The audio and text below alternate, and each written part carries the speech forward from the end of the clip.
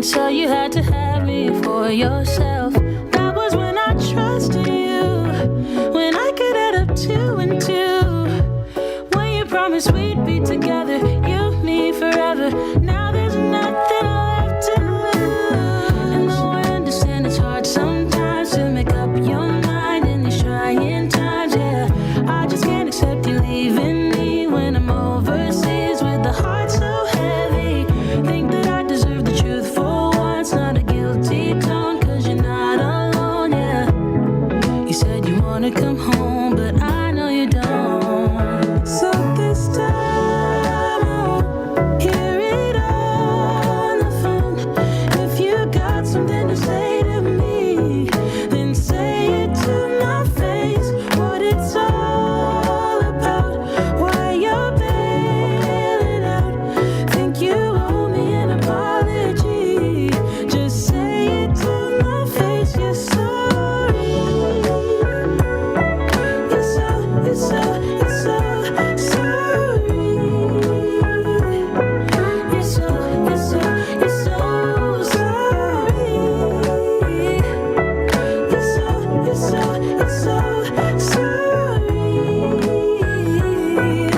Say it to my face. You're sorry.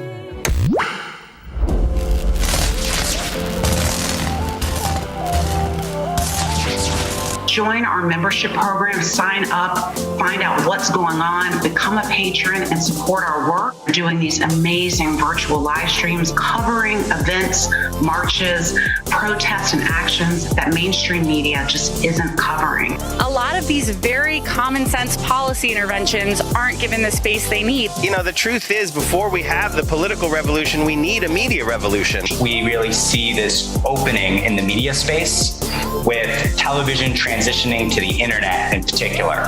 Streaming platforms, Netflix, Hulu, etc., are the next frontier.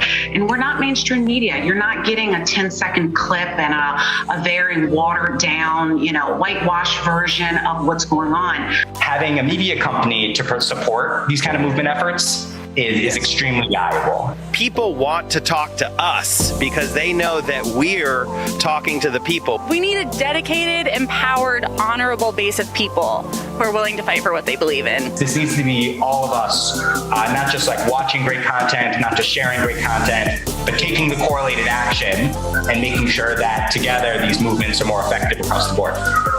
We are amplifying activist messages, activist movements, activist campaigns, activist call to action. There's no more important work to be done in this country right now, and ACT TV is doing it, and we need you to be a member. Go to act.tv and sign up to be a member today.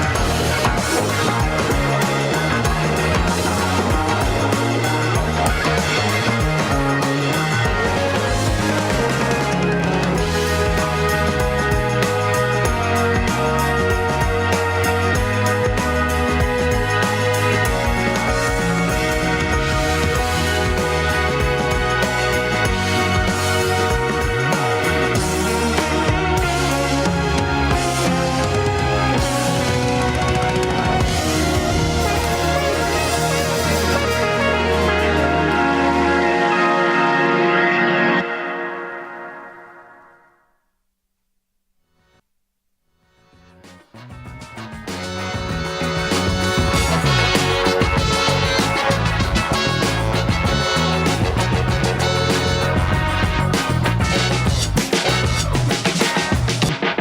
Benjamin Dixon Show is only possible with listener support.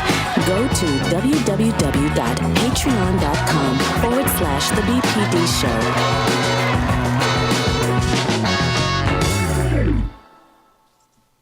Today is Wednesday, April 13, 2022, and welcome to the Benjamin Dixon Morning Show. It is Solidarity Wednesdays. On that day, we are joined by none other than Nomiki Konst of the Nomiki Show. And we are also joined this morning by our brother, Al Rutherford, who comes in and helps us when we discuss international affairs. Good morning to both of you. Good morning. Good morning, Brother Ben. Good to see you. Good morning, Nomiki. Good to see you. In the absence of Dr. Carl Mack, who will be back tomorrow, we always begin the shows rooted in Black history. So, hey, Google, what happened today in Black history? On April 13, 1963, Sidney Poitier became the first Black actor to win the Academy Award for Best Actor. Born on February 20, 1927, in Miami, Florida, Poitier took home the award for his starring role in Lilies of the Field, 1963. 7 years earlier, he became the first Black male actor nominated for an Oscar for his performance in The Defiant Ones. Adapted from Black Heritage Day calendar by author, lecturer and civil rights activist Dr. Carl Mack. And you can get a copy of this calendar, blackheritagedays.com. Brother Rutherford, this is, I did not know that this was the particular day in Black history, which is kind of ironic considering all the things that are going on with our brother Will Smith and the Oscars. What are your thoughts on just kind of generally, we have a lot to cover in terms of international affairs, but seeing that this is screaming from history, what are your thoughts about any of this? Well, Brother Dixon, the first thing I am taken back to just the phenomenal man that Sidney Poitier was, not just an actor, but if you look at his work from a civil rights perspective, he was right there. And, this is a man who was born in the Bahamas, came to the United States, fully lived the American dream and was, an iconic figure. Now, when I juxtapose that to Will Smith, I'm relatively disappointed in the way I'm sorry, brother, go ahead. No, I'm just saying, go ahead. The floor is yours. Well, you look at Will Smith and he's had a stellar career, and then you take the actions of the Oscars, and what troubles me so much is that you put Chris Rock in a position where he could not respond. From my view, the man thing would be if you had to go up on stage, you go up to Chris and you whisper in his ear, let's talk about this after That's right. the show. That's right. Okay? I think that's what Sidney Poitier would have done, right? I think yes. Most gentlemen in most cases would have just whispered something. If you got to make a scene, whisper. But go ahead. I want you to get the last thought of that, Rick. Well, and then, to strike the brother and then to go down and sell wolf tickets. That's what we used to call them in the neighborhood. You're selling wolf tickets from the audience. There's a word for that kind of guy. We're not going to go into it on the show, but I think Absolutely. What I'm saying. Absolutely. Thank goodness Brother Mac took today off because I'm sure he would have ran headlong right into that. Nomiki, I want to shift gears pretty dramatically and come to your neck of the woods. The investigators are now still looking for the person of interest involved in the shooting of 11 people in a New York City subway. There's a lot of information that's going around. We have clips, we have sound bites. But first, I know this is relatively in your area, and there seems to be possibly what's going on and how are you doing? I'm okay. I mean, I feel like the last 24 hours in New York has been a whirlwind. You had a taxi cab hit my building's like garage last night, and it started flooding. The lieutenant governor had to step down. I have helicopters circling outside right now. We have no idea what's going on. No, I mean, New York's on edge for sure. It's been a very crazy last 24 hours in New York. This event, but and I know they all seem unrelated, but I do think that this event is, knowing what we know about this individual who did these heinous act and the hundreds of videos he posted on YouTube complaining about the crime in the city, complaining about how Mayor Adams has responded, saying that an increased police force isn't going to do anything. It was definitely unhinged. His mindset was unhinged and he was not well. But it does call into question these larger questions that are part of the national narrative now, which is, is an increased police presence really going to make a difference in terms of the crime? And, when you look at the crime that has existed and it has spiked in the city, it's by no means where we were in the 90s or 2000s even. But it's unusual crime, right? I had a guy in my neighborhood with a machete the other day. You have unhoused people pretty much everywhere because we have a housing crisis in the city. We have a mental health crisis in the city. People are being pushed on the subways, but they're looping it all together as if it's all the same type of crime, and it's not. And we know this. We've learned these lessons in New York City. And so we talk about increasing police presence and, of course, funding. Well, all that funding and the video cameras didn't even work on the subway platform, which is part of the NYPD. So, there's a lot of lessons here about how are we, Mayor Adams is a former police officer. He talks about smart policing. Well, let's get smart. You got the budget. How are you using it? And if an event like yesterday took place and there wasn't camera footage because it was faulty, well, who's checking on that? I mean, this is a city that has more cameras you could possibly imagine. We are under surveillance at every single moment. And this man is still on the loose. And the only reason they were, from what I understand at least, that they were able to find him was because he dropped a credit card.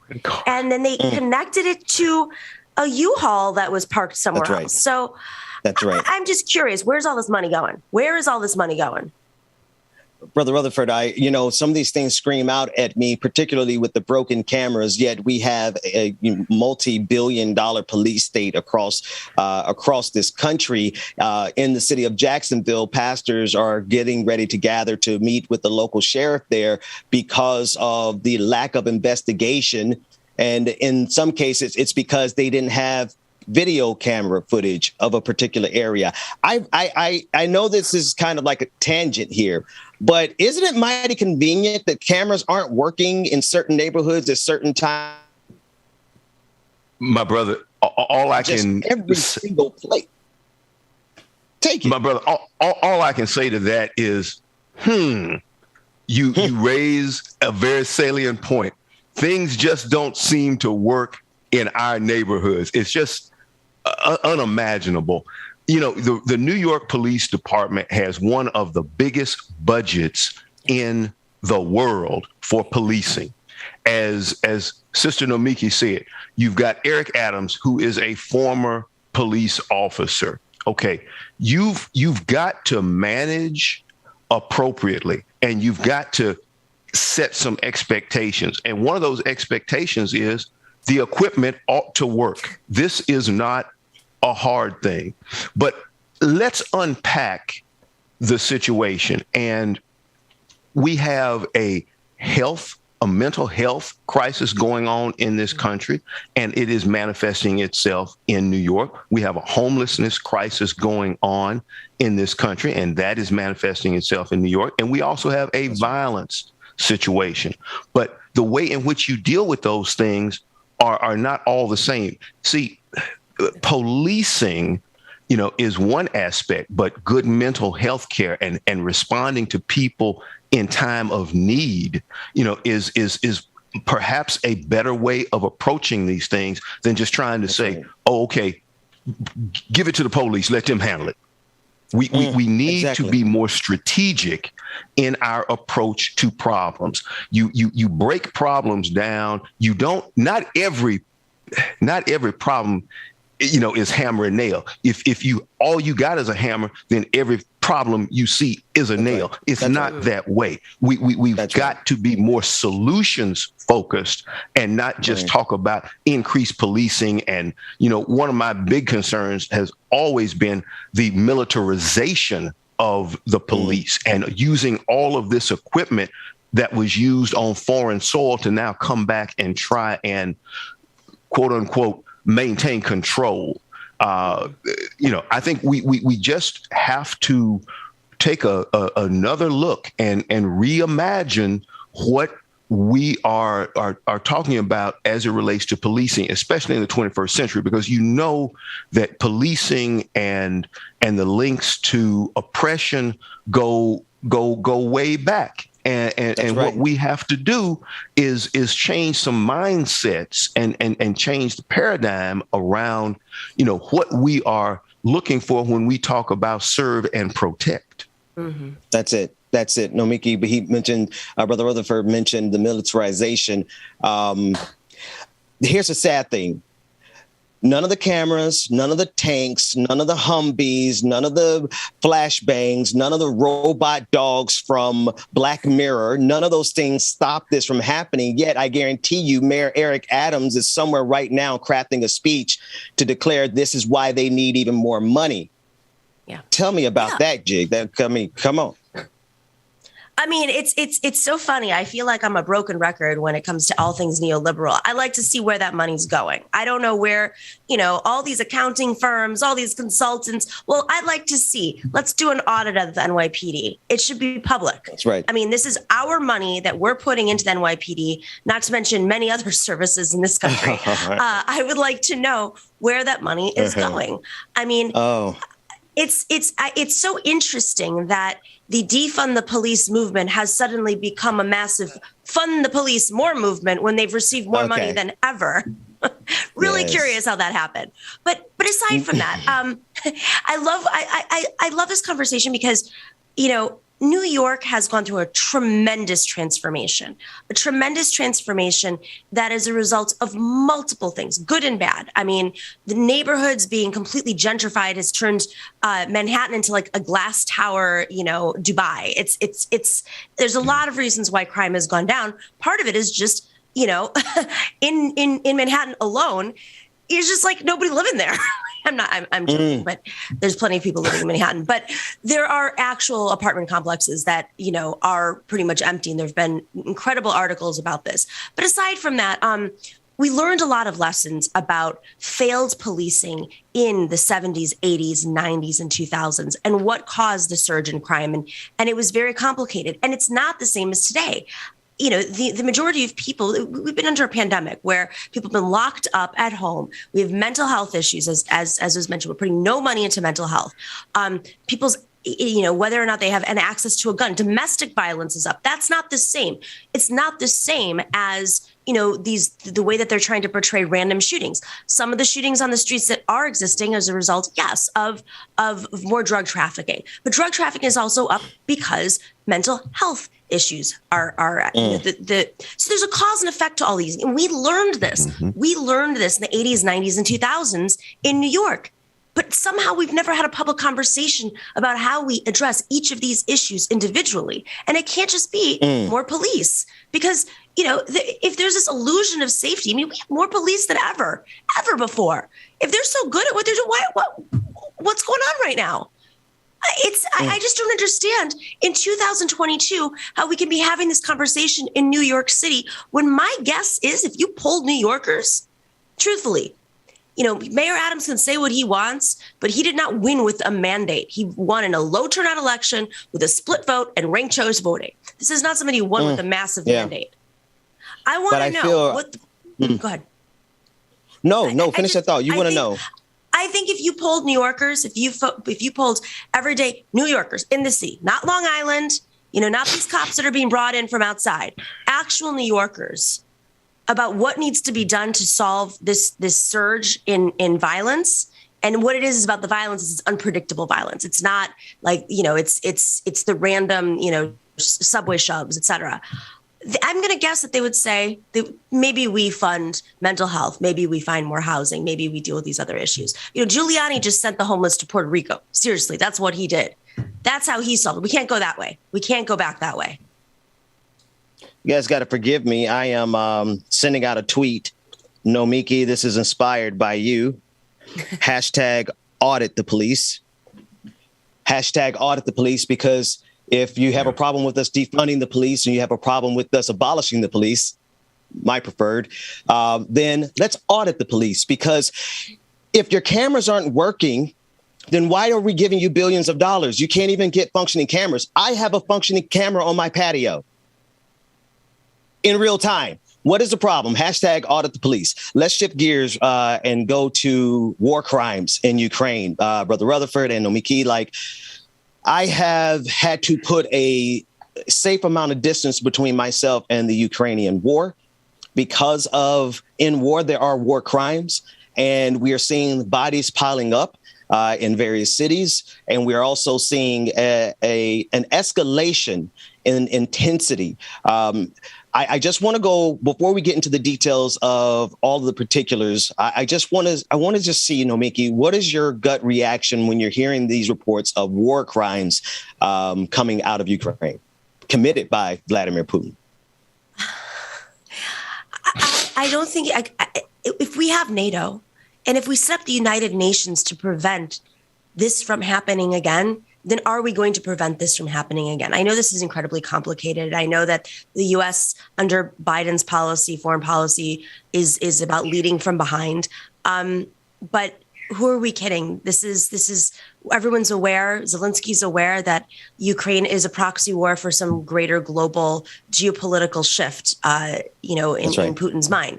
I know that there are people who are much smarter than I am who are working on this. But I do think it's of note that the Biden administration, or Joe Biden himself, on the record, not in some gaffe, on the record, has called these war crimes. And I think that is an important thing to emphasize. We say this almost in passing, but that kind of rhetoric is intentional and has consequences. So at this point, the people are predicting this is going to go on potentially for years.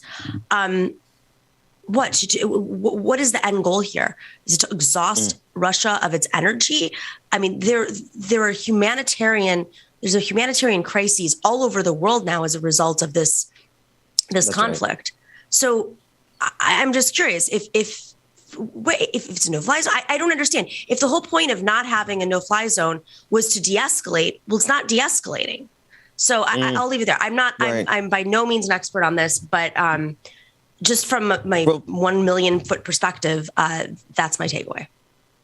Well, Brother Rutherford and Nomiki, don't sell yourself short, because a lot of the analyses are heading in the same direction. Brother Rutherford, you are an expert in this arena. What are your thoughts as it pertains to the length, the projected length of this war, the war crimes already at the onset? We're not even 2 full months into it. What are your thoughts? Well, I will tell you, Brother Ben, that what Vladimir Putin initially thought he was going to get, what his advisors perhaps sold him, was this weekend war. We're going to invade on Thursday. We'll be back home sipping vodka by Monday. Well, he's making some internal changes. He is changing his intelligence apparatus leadership.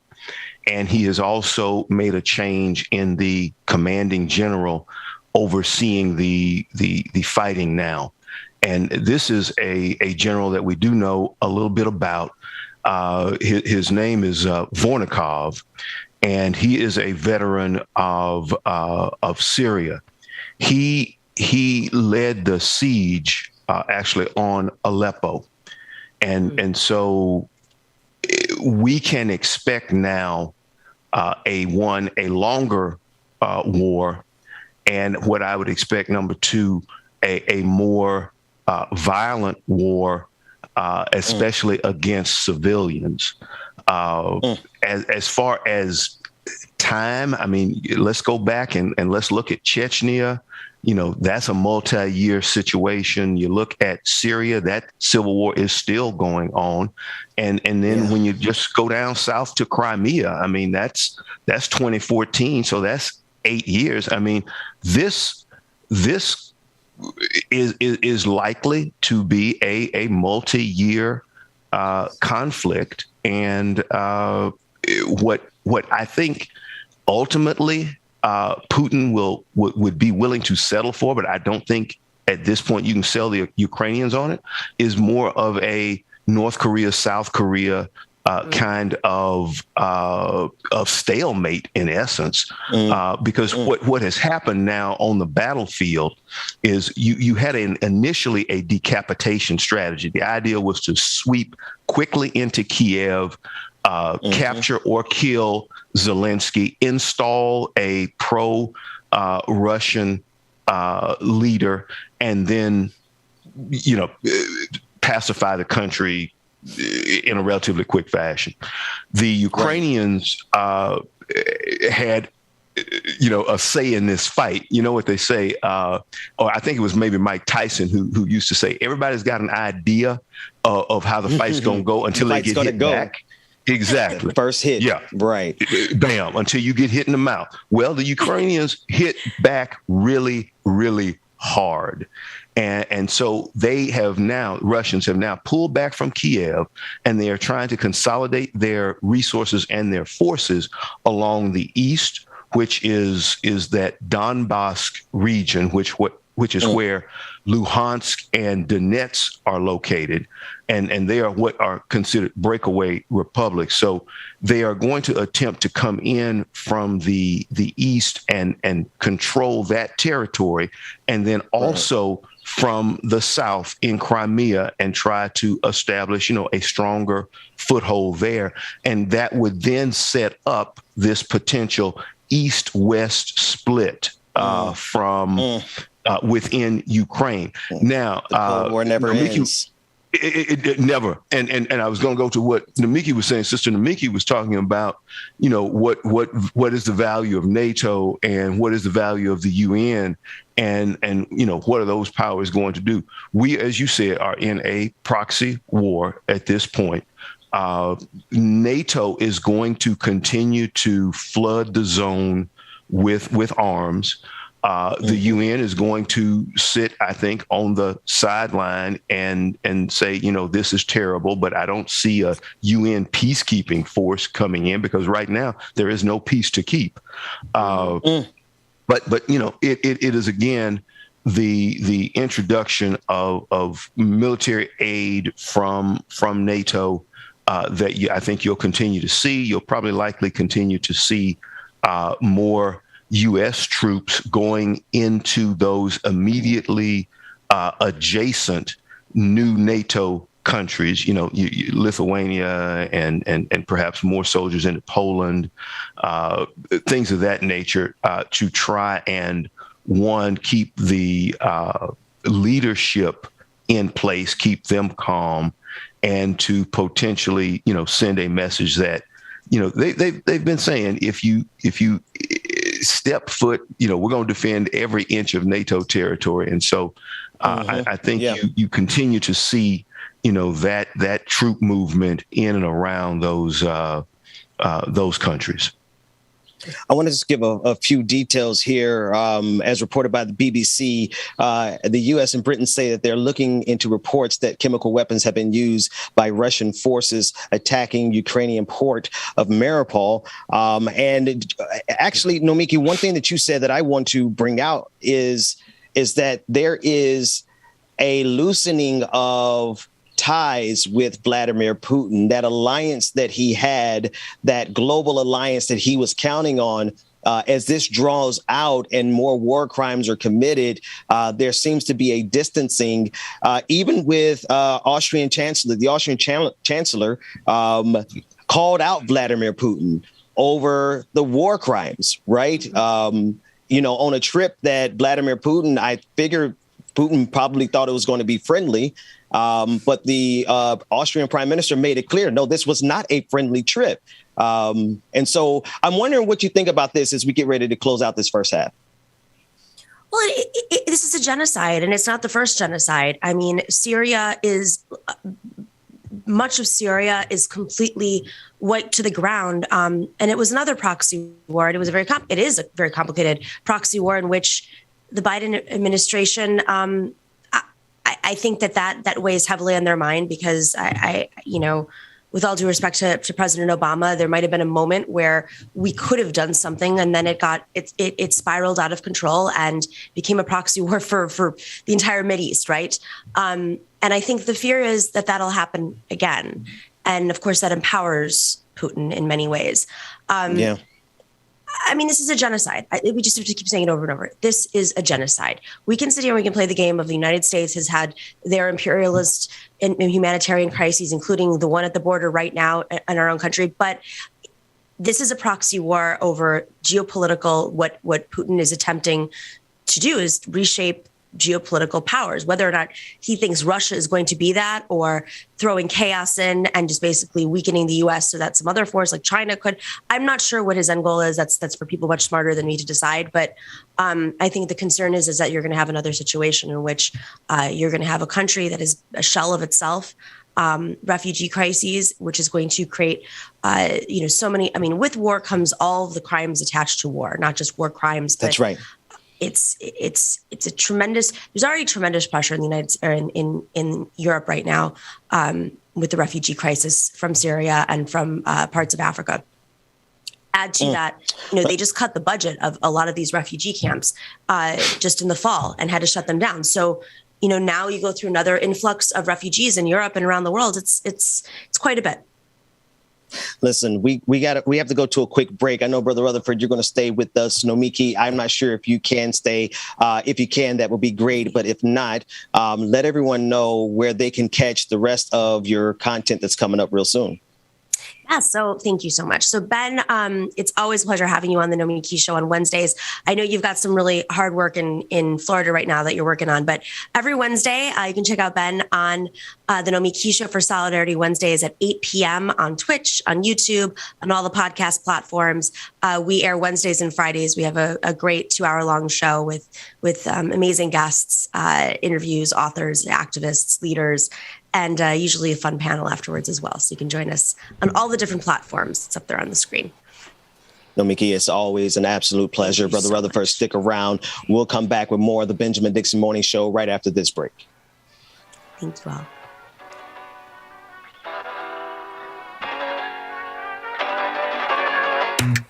I think I let my guard down. Certain things ain't the same now. Hard to navigate these problems. I'm by myself, you're not around. I tried to open up, it wasn't good enough. Put in my all and got nothing back. Now I'm stuck in the rain, dealing with all this pain. Why you gotta do me like that? Don't say you love me, then go and leave me. It can't get ugly, trust and believe me. Say it to myself, looks so deceiving. Trying to fight back this far from easy.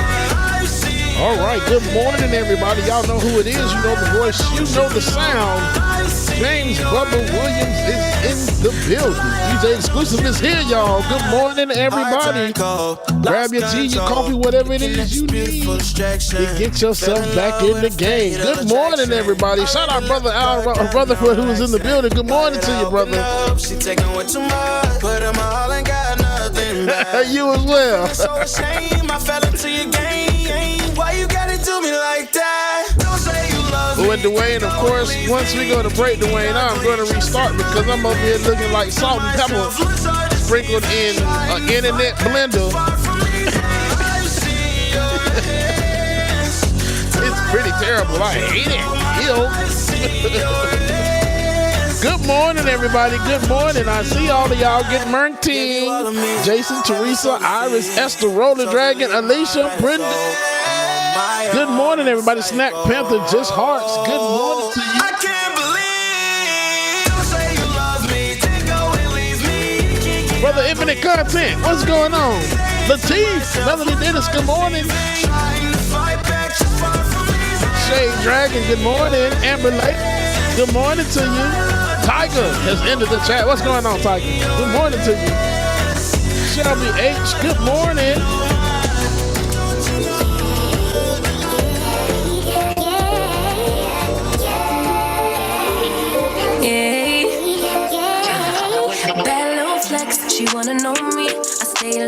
be all gas, no brakes, baby, let them hoes sleep. Body on 10, make your girl OD. I get in my way, never out of my lane. Feel like you the one in the Craig, good morning to you. Y'all make sure you stay tuned. We got more coming up next on the Benjamin Dixon Morning Show. Y'all stay tuned. Won't you keep me company? Give me something to do when I get lonely. I got something for you when we get home. If you let me put it down. When I hit the town, you should slide on me. Keep your minds on me. On try, baby, I think you should side with me. Stay solid one time if you lie with me. Just promise you never lie to me. Keep the moves on tuck. I know it's all up. Everything good, keep the vibes on crush. Alexis, good morning. I gotta make sure I say your whole name because if I don't, then this thing in the corner is already listening to me. So.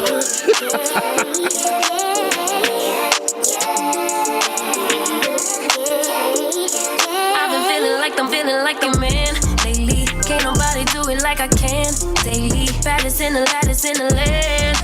Body turn your nigga to a fanny up. I made it where I'm at on my own. Big Peace, good morning to you. Blocks in the road, but I get to the bag on the low. I be counting stacks while they grow. Yeah, you know me, baby. Won't you keep me company? Give me something to do when I get lonely. I got something for you when we get home. If you let me put it down. Deb, good morning, brother Bryce. What's going on? Keep your minds on me. On try, baby. I think you should side with me. Stay solid one time if you lie with me. Just promise you never lie to me. Keep the moves on tuck. I know it's all up. Vanessa, good morning. Keep the vibes on crush. I know what part of Florida, Vanessa? Good. Know it's all love. Know it's all love.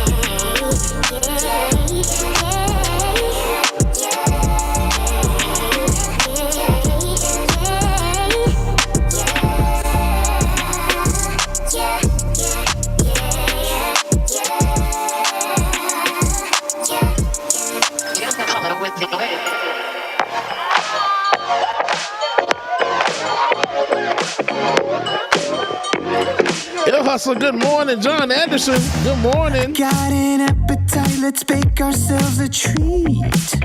What you've been mixing, serve it up the way you please. I love the way you shake, you stir, you heat, you squeeze. So thick, push up and butter me. Push that, shake that, smack that, mix that, help that, marinate that. We don't need a recipe. Whip that cream, baby, pour that sweet on me, baby. Shane, good morning to you. We can cook up, we can syrup when we hook up, just you and me. With that cream. Oh, okay. Dwayne, you probably said something. I probably missed all of that. It's almost ready. Okay. Craving it's all week. Baby, you want it, I got it. I'm good. All right, perfect. Gotta be honest. All right, y'all. Y'all, welcome back to the screen. Brother Benjamin. No, I'll use that one already. Benjamin Pablo Dixon.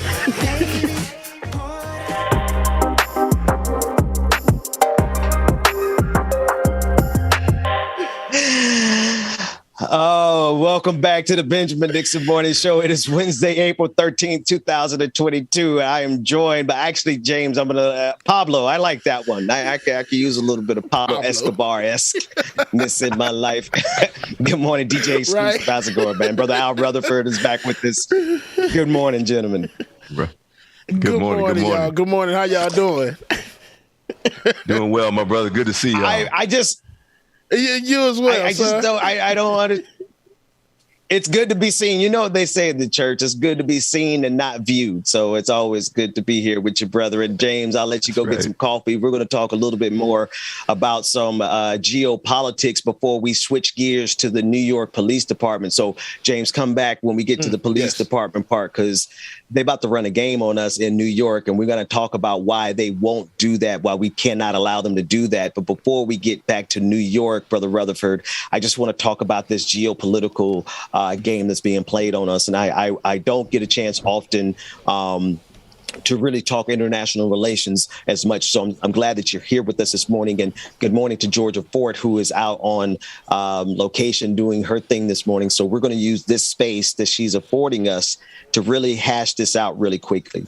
I need Black people to understand why it's important for us to understand what's happening with Vladimir Putin, because there's a lot of propaganda that is intentionally targeting the Black community. I pay attention to everything, and there are voices that are being amplified through the Black community. I'm not going to say they're actually representing the Black community, that's trying to draw more of an alliance between Black people and Vladimir Putin than Black people and the United States of America. It's a very, very intentional thing. And so kind of flying at a high level here, but just kind of connect the dots. Why is it important for Black folks to see the problem that Vladimir Putin presents? Well, Brother Ben, let me put it this way, or let me start this way. To try and link Vladimir Putin's issues and Black folks' issues is like trying to link Donald Trump with the working man. Okay? It ain't gonna add up. I get the idea of oppression, and that's kind of out of the old Soviet style playbook. But I think you got to look at who Vladimir Putin is, what he has said, and the idea of there being a linkage in the struggle is not the case. Putin, first and foremost, is a billionaire. Okay, so his understanding and caring about the average person is just not there. He isn't concerned about what the average Russian is going through. He is concerned about one thing, and that is maintaining power. And the Russian propaganda machine has been good. I'm not going to say they've been great, because they are still working a playbook from the pre-21st century, where they are very much television based in trying to communicate out their message. And he's having a good level of success hoodwinking his people via television. But for the younger people who are able to get some good internet and can go online and get their own information, they are not buying the Putin line. And that is why you are seeing more and more protests taking place organically in Russia. Now, to try and, again, spin that this is a war that he had to go and fight. He was pushed to the wall. This, similarly to what I viewed as the Iraq fiasco, is a war of choice. And Putin's game is a distraction game, not unlike Donald Trump. But Putin needed to find, well, one, he has no regard for Ukraine. He views it similarly to the way that Saddam Hussein viewed Kuwait as the 19th province. Okay. But Putin doesn't see a separate Ukraine. Now, Ukraine was its own country. It did become a part of the Soviet Union. Then it became its own country again. He ain't buying none of that. This is about going for territory. And you got to understand that Ukraine is just one of several countries that he has gone into. He's gone into Georgia. He's gone into Chechnya. He's gone into Crimea. So trying to sell me on some idea of Vladimir Putin solidarity aligned with us, against the oppressor. No, I'm having a hard time with that. And then when you look at all of his oligarchs and his other leadership staff and his cabinet. I mean, we're talking multi-billionaires. The term kleptocracy, I believe, has been used to define a criminal organization that is running a government, basically. And that's what I think we see in Russia. And I think we had that for 4 years under his close ally, Donald Trump. That's right. That's right. So, as you were talking, it kind of solidified in my brain. Vladimir Putin is not your Paul Robeson of Russian. He's more like a Stasi-land KGB type of Russian. And I think black folks who are being sold this bill of goods, trying to make it seem like there's some solidarity with that Russian oligarch. I think people need to be very clear. Anyway, let me move on to this other conspiracy. You're absolutely right, my brother. Listen, Go ahead. You nailed it right there. Putin is old school KGB. That's his mindset. That's how he views the world. And it's a power grab for him. This is not, hey, let's all get together and grow crops and feast off the land and share with one another and be about the mutual uplift of mankind. No, this ain't him. Let me ask it very straightforward. So then Vladimir Putin does not represent the socialist vanguard. No, when he's a billionaire oligarch. Any man walking around with $1 billion does not represent that socialist mindset. It's not possible. It's a contradiction. Okay. It's contradiction in terms right in front of us. Right there. Let's go to this. Let's go one step closer, where I think this reactionary right-wing movement that is a global alliance, which Vladimir Putin does represent, it gets close to home because of the January 6ers. Now, there's a lawsuit that has been put into place to try to keep Marjorie Taylor Greene from running for office again, and it is based in her participation in the January 6th insurrectionist attack. And Marjorie Taylor Greene is now a flashpoint for the Democratic Party. I believe they've raised somewhere near nearly $60 million just on that race alone in the small district, standard size district there in Georgia.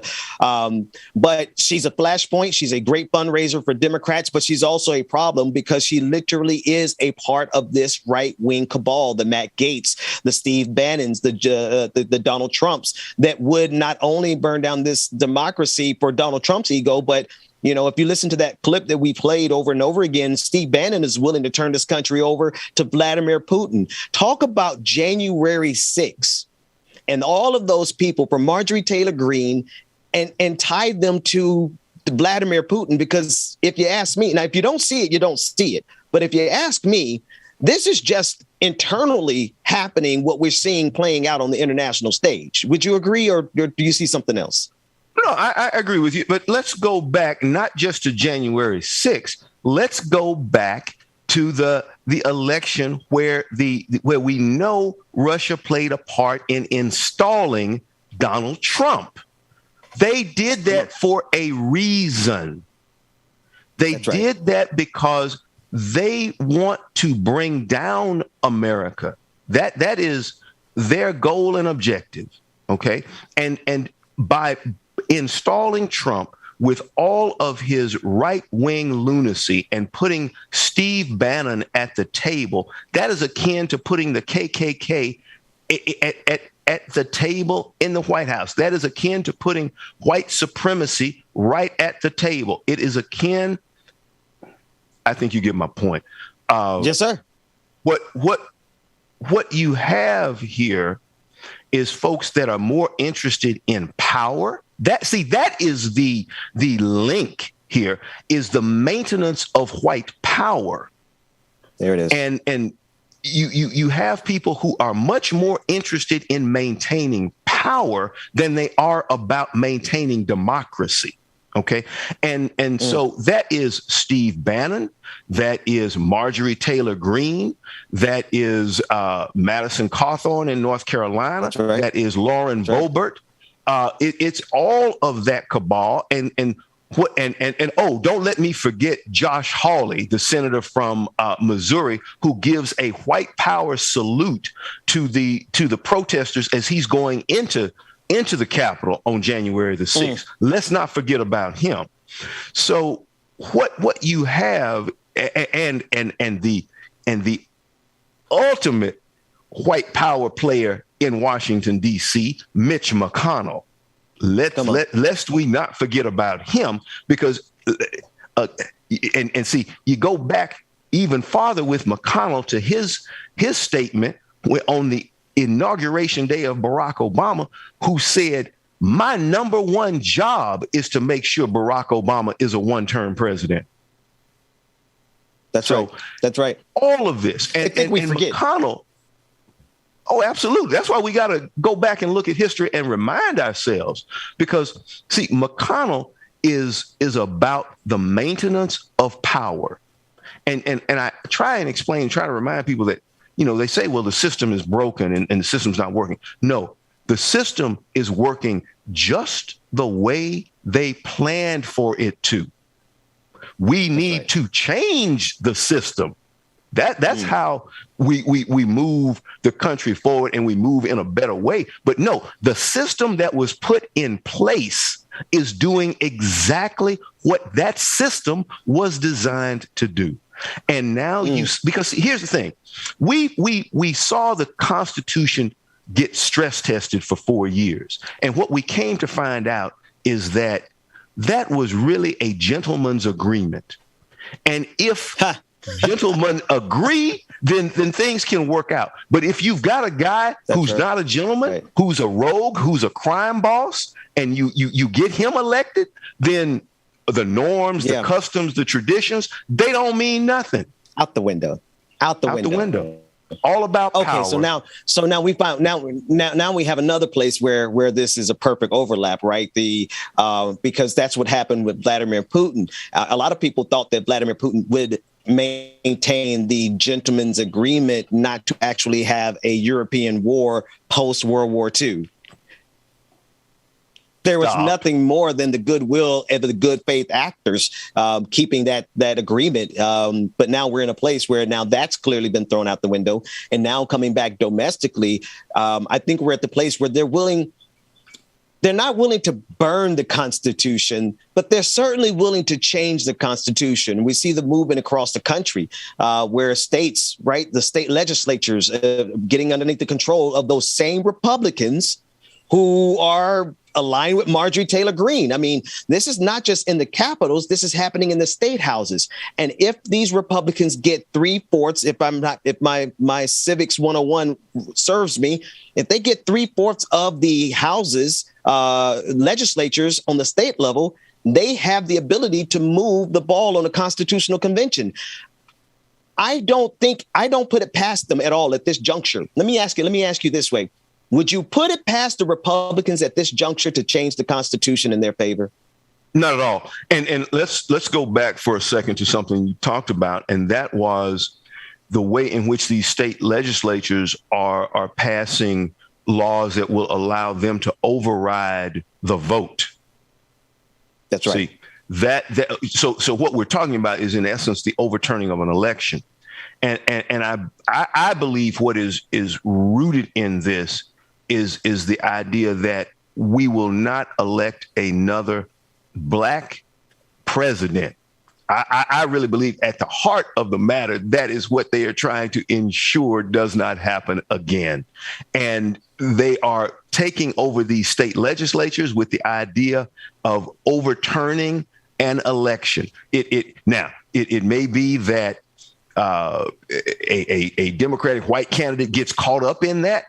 But see, again, as Maya Angelou said, when somebody shows you who they are, believe them. Yes. Please believe them. They've shown you who they are, and they are not interested in democracy. That is not the goal that they have. It is the maintenance of power, and they are doing the things that will allow them to stay in power longer. Because here's the math of it is that America is becoming a nation of color in a majority scenario. Okay. And so what they're trying to do is load the courts with their, quite often, a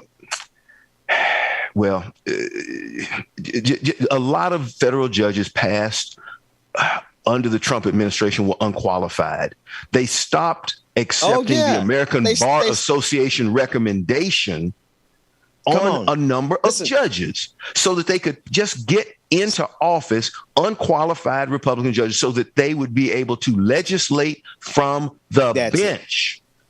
That's it. Brother Carl, I almost called it Brother Carl. Brother Rutherford. I'm honored. I want to give, this is why that's important. You just came out of the Trump administration where they stacked the courts with unqualified but loyal judges. We already saw the Supreme Court. Thank goodness for Ketanji Brown Jackson, but it still has a conservative bent because Donald Trump stacked the Supreme Court as well. Mm-hmm. You have so many states around this country that are controlled by Republican governors, Republican House and Senates, as well as now these new pieces of legislation that gives them the ability to control the election. They control the state, the Secretary of States. Yep. You also have these people organized in the streets. Allow me to be dramatic for a minute, David, and go off script.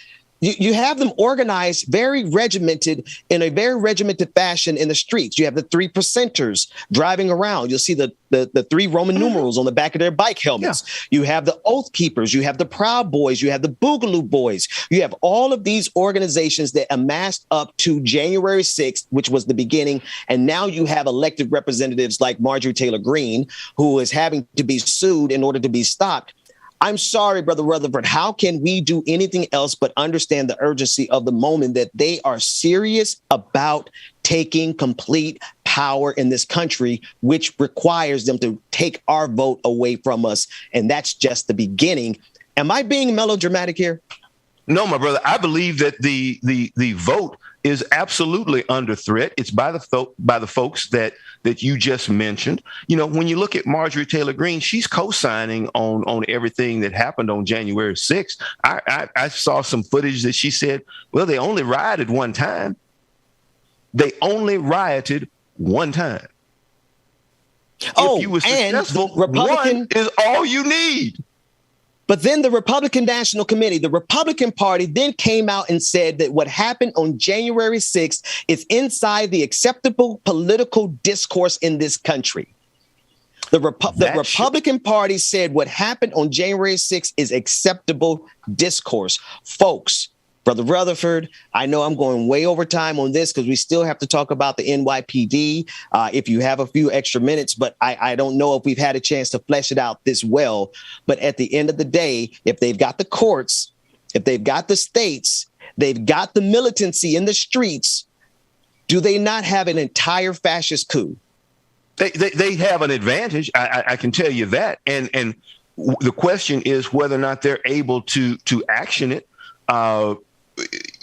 You know, it's very concerning when you see the various levels of government all tilting in a certain direction, and you have you know that statement by the Republican National Committee is tantamount to Jim Jones providing Kool-Aid to those folks who died in Guyana.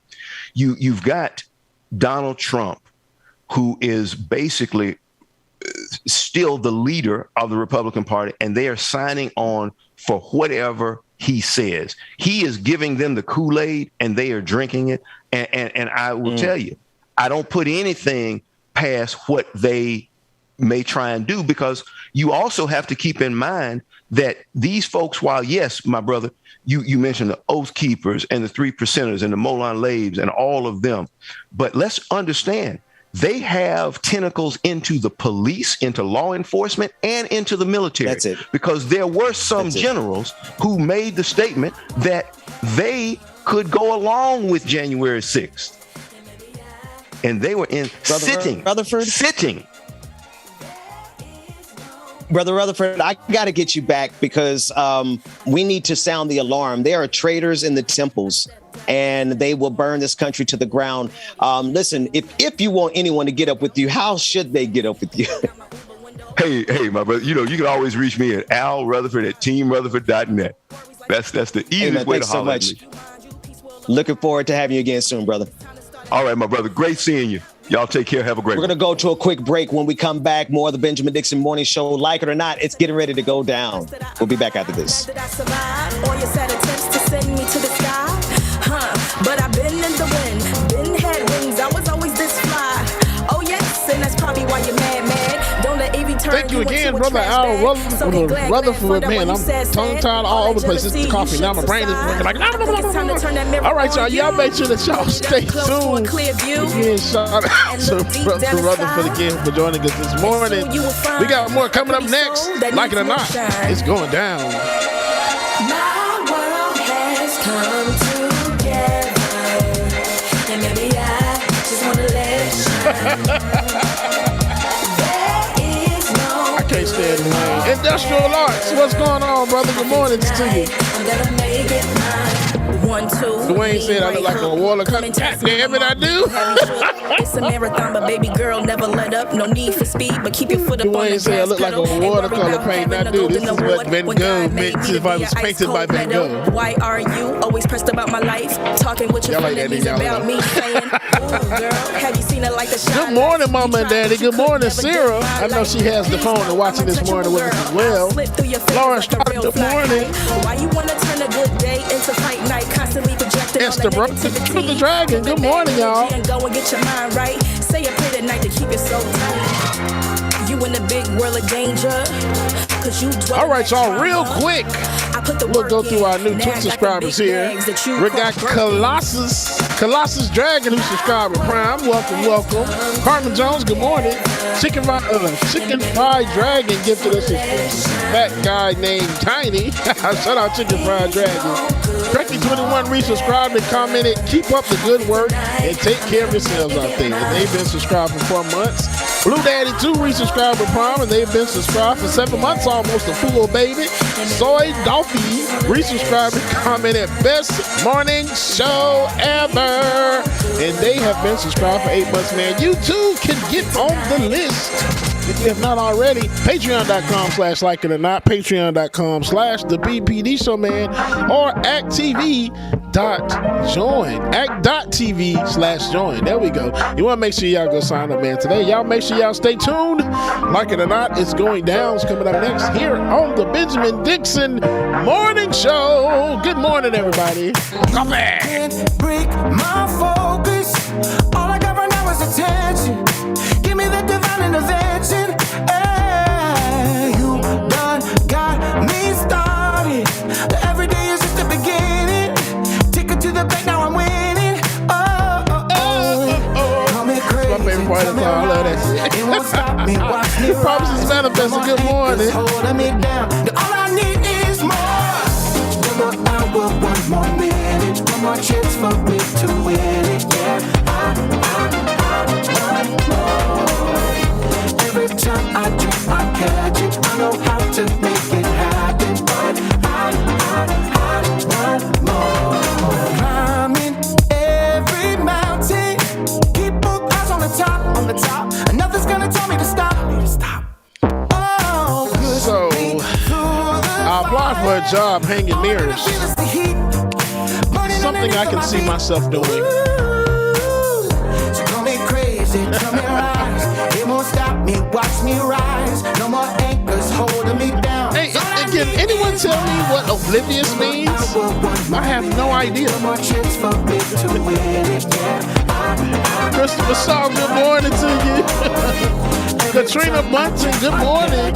I know how to make it happen, but I want more.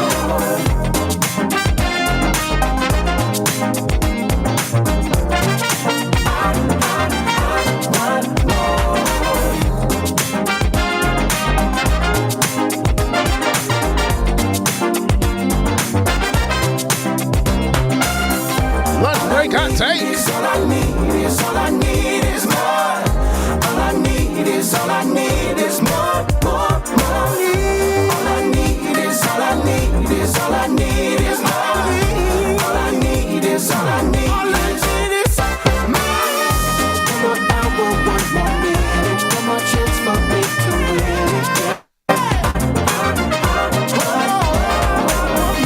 Every time I drop, I catch it. I know how to make it happen, but I want more.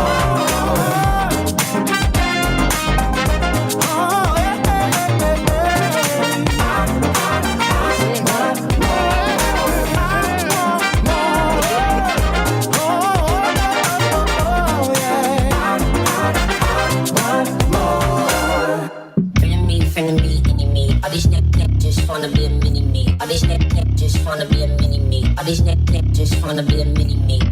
Feeling me, any me. All these neck just wanna be a mini me. All these neck just wanna be a mini me. All these neck just wanna be a mini me. Feeling me, any me. All these neck just wanna be a mini me. All these neck just wanna be a mini me. All these neck just wanna be a mini me. Feeling me, any me. All these neck just wanna be a mini me. All right, y'all know what time it is. We'll get back to that song later on, but it's time for Like It or Not. It's about to go down.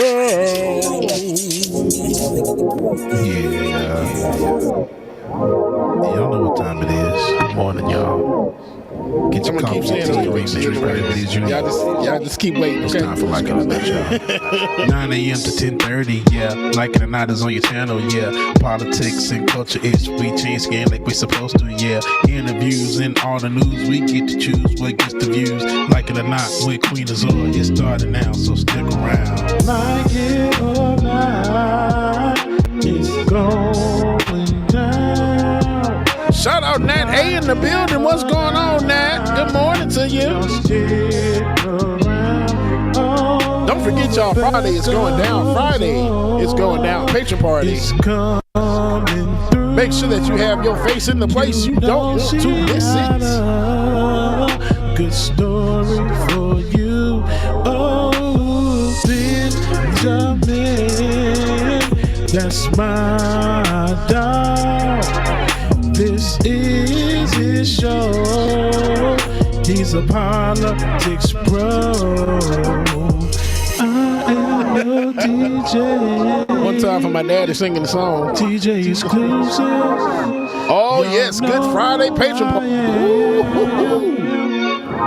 I stay dropping them jams. Like it or not, it's going down. Like it or not, y'all stick around. Oh, like it or not, it's starting now. Like it or not, it's about to go down. Like It or Not with Benjamin Dixon starts now.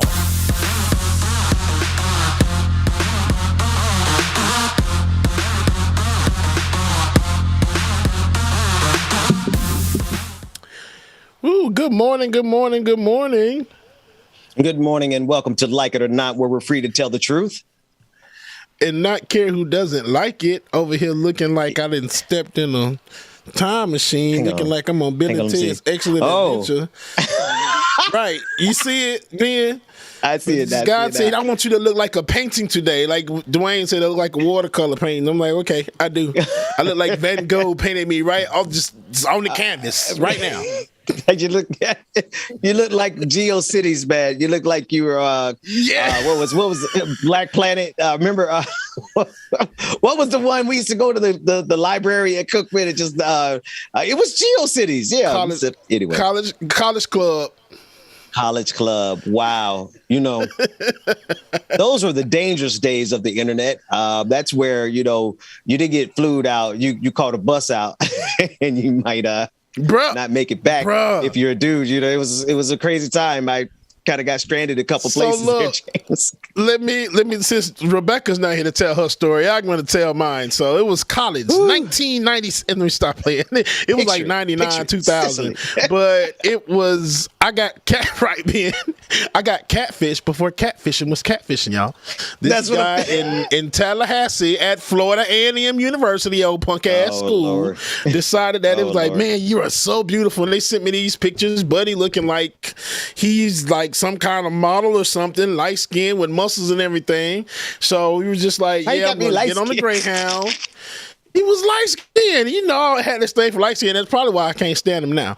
But anywho, Dwayne's cool though. But anyway, so we exchanged the pictures. I'm like, damn, you look pretty good. So he's like, I'm gonna get on the Greyhound bus and I'm gonna come see you. And he had the time and everything. So I'm waiting at the bus stop for this dude to come. Because keep in mind, we didn't have cell phones at this point.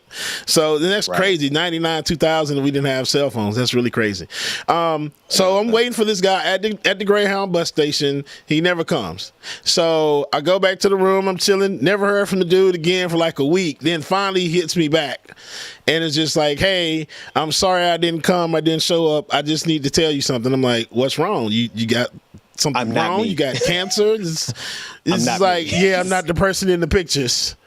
And he sent the picture. Oh, Lord. And I was just like, what the hell?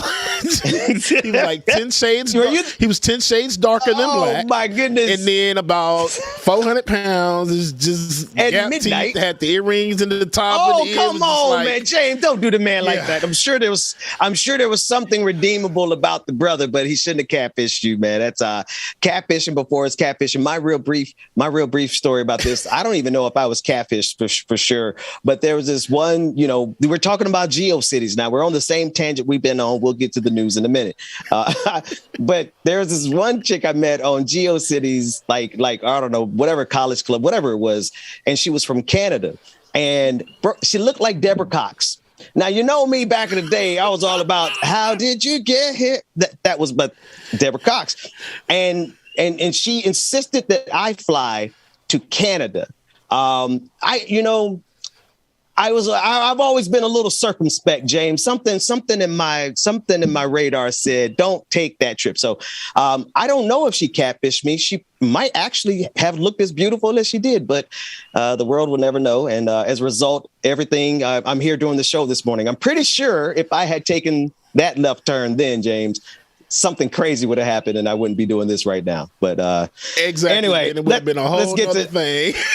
A whole nother multiverse over here, right? The multiverse of GeoCities or some. Anyway, let's go to some news. Unfortunate news out of New York. Police in New York are looking for Frank R. James, the man believed to have rented a U-Haul van, possibly in connection with Tuesday's subway shooting. The New York Times reports during New York City's early morning commute rush on April 12th, a man released a smoke canister and started shooting on the N train in Brooklyn. So far, at least 16 are injured, 10 of them from gunfire. Officials say around 8:24 a.m. as the N train approached the 36th Street station, a man in construction vest put on a gas mask and started firing at civilians. New York Governor Kathy Hochul pled with New Yorkers saying to stay vigilant and alert. Sounds like something out of a movie. Thankfully, if I'm not mistaken, no one was killed, yet it was a terrifying incident with the potential for mass casualties. You guys been watching? Like, it's crazy out there, man. Yeah, Ben. So I know there was a second gun that he had that he was trying to use, but that gun actually jammed on him. So I think that really prevented a lot of casualties or more injuries. And I am surprised and I am thankful that no one was killed. So that's a good thing. One thing I do have a problem with is that it was a black man. And my conspiracy theory brain has been working all night long, and I try to stay out of it. But it was just like, let's be, I hate to say it like this, y'all, but what black man gonna do some stuff like this? Why? Why? Don't say that. Don't say that. Okay, never mind. Don't worry about it. Never mind, because there's an issue going on here in Georgia where 2 black guys have been burning the postal truck. So yeah. No. Hush. We shall not bring attention to any black violence in this incident, even though the suspect is apparently black. He didn't kill anybody. I'm grateful that he probably didn't know how to maintain his gun and couldn't get past that jam. So that turns out to be a good thing for a lot of people. So I'm excited about the fact that no one was killed, because there's very few days that we go around here, man, without like just reckless life being taken for no reason whatsoever. Right. So I'm glad that it had that it is. I want to play one clip about this before we move on. Joe Biden is using this as an opportunity to say to call out ghost guns. Let's take a listen to that clip.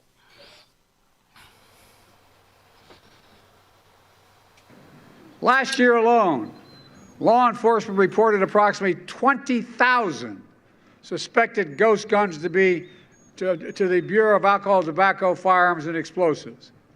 That's a 10-fold increase in these ghost guns from 2016. 10-fold in 5 years. These guns are weapons of choice for many criminals. We're going to do everything we can to deprive them of that choice. And when we find them, put them in jail for a long, long time.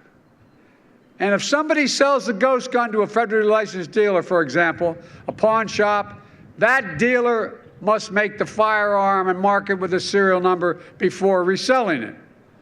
All of a sudden, it's no longer a ghost. It has a return address. It's going to help save lives, reduce crime, and get more criminals off the streets. We're teaching investigators and prosecutors best practices, how to build these cases, and assigning a coordinator in each of the ATF field divisions to serve as a point person for helping federal, state, and local law enforcement go after ghost guns. If you commit a crime with a ghost gun, expect federal prosecution. But none of this absolves Congress, with all due respect to my members of Congress here, they're the wrong people I'd be talking to, for the responsibility to act. We need Congress to pass universal background checks. So the universal background checks, that's a standing thing like that. I believe that should be a thing. Ghost guns, for people who don't know what ghost guns are, they're unregistered guns, typically assembled from a kit or 3D printed based or instruction purchased on the internet or at a gun show, or guns that are made without a commercially applied serial number, basically making them invisible and untraceable. The gun involved in the shooting, they do not believe that it was a ghost gun. So it's kind of a strange occurrence that this speech came out on the same day as this, James. I heard you commenting in the background, the coincidence there. But yeah, ghost guns, I didn't even really know. I knew about the untraceable guns because of serial numbers. I did not know that 3D printed guns had become such a big problem that they have to have legislation for it. But, it's 2022. Yeah. And, I do think it's a good thing, because looking at some of the types of these ghost guns, there does need to be some kind of tracing and everything on them. And now, of course, too, another coincidence, of course, is yesterday Governor Kemp signed into law the carry law, where you can carry without a license now here. Oh, really? Really? Yes. Open carry. So it open carry. Thank you, man. And it's a lot to me. Because everything that's been going on here, it's a lot. It's really a lot. I don't think there has been any thought put into any of this stuff with guns. I just hate it. I'm just gonna be honest with you. They're gonna be real surprised when all of a sudden black folks have enough money to buy as many guns as we want to. Next story. Alabama passes an anti-trans law targeting youth. The governor signed a bill making medical care a felony and teaching in school. Oh, okay. This is a heavy story, and we've been tracking these pieces of legislations across the country. This is not an isolated event. And I want to start, before I even give the details here, I want to start by saying this. you're only going to go as far as your last bigotry.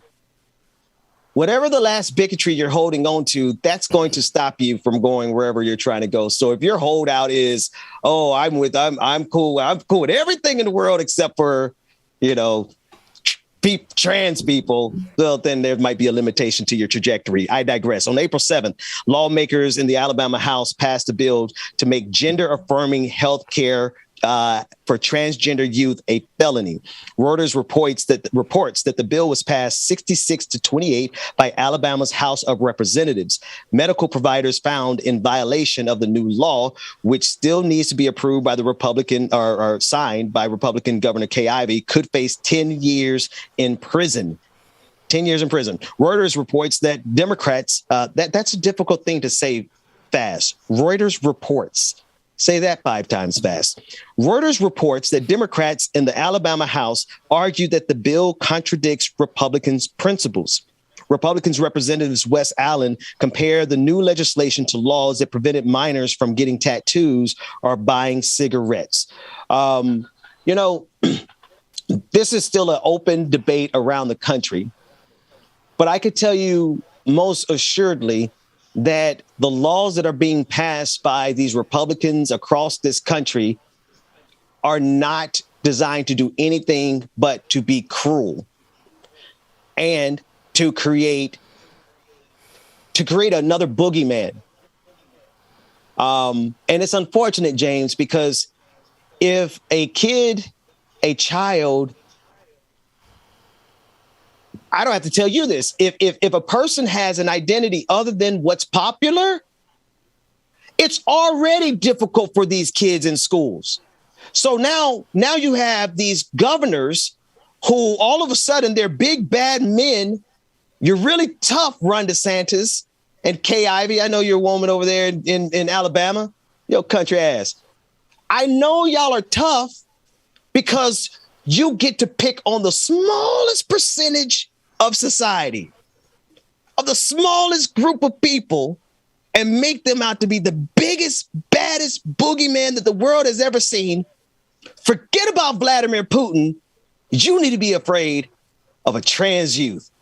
And I want to just to correct one thing. Give me the correction. What did I mess up? No, you didn't mess up. We had old B-roll on screen. So the footage was saying that the Alabama governor, it was unclear if she was going to sign the laws. She signed the bills already. She did sign the law. That's what I thought. Alabama.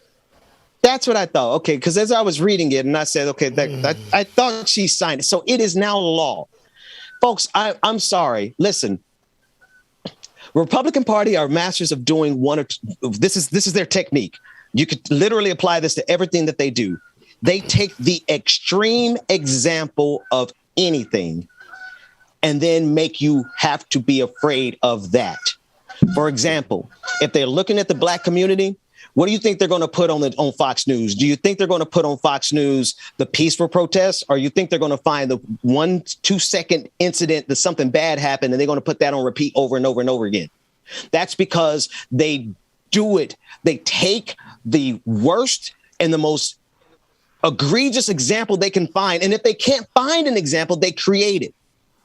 And in this case, we see that they're taking the fear of a trans woman going into a women's bathroom, and they're using that as the ground from which they are launching all of this hate-filled bigotry that absolutely does not stop with the trans community. You are an absolute fool if you think you can align with this bigotry against the trans community and come out without having some bigotry slap you in the face. Because it's not stopping there, because we see now they're saying every single gay person who's a teacher is this is what they're saying. They're saying gay teachers are now groomers. Republicans are going to get somebody killed, either directly. Ask Dr. Tiller. I'm sorry, you can't ask Dr. Tiller. I believe that's his last name, Bill O'Reilly, directly from Fox News, directly connected to this man being killed by an extremist abortion activist because of what Bill O'Reilly was saying on Fox News got a person killed. And here they are going to do the same thing, either directly through the bigotry or indirectly, flag on the play. This law, this is a very direct attack on trans youth. And if somebody ends up killing themselves because of it, Kay Ivey, a pox on your entire house. There's so much I want to say, but in just to, so you won't get the channel flagged, I just won't say anything because I'm really pissed off about it for the simple fact that what they're doing is because you don't know or understand what we go through, and you don't want to understand what we go through. It's just like you don't need. I mean, it makes no sense at all because now you're being a detriment to the youth. And now we're gonna have youth that are afraid to talk about how they feel, their emotions, because around you have a lot of emotions that you're going through, and that you want to talk to somebody about, but you don't know how to talk to anybody about. So now you're not only adding that into the fray, but also now you're gonna have higher suicide rates among queer youth, because this is what happens. All of a part of everything that you're doing, this is what goes on. So I'm just like, fuck all of y'all. Really? Honestly. True. Really? With a sick dick is how we finish the sentence in Pompano. Because that's all they deserve. That's all they deserve at this juncture.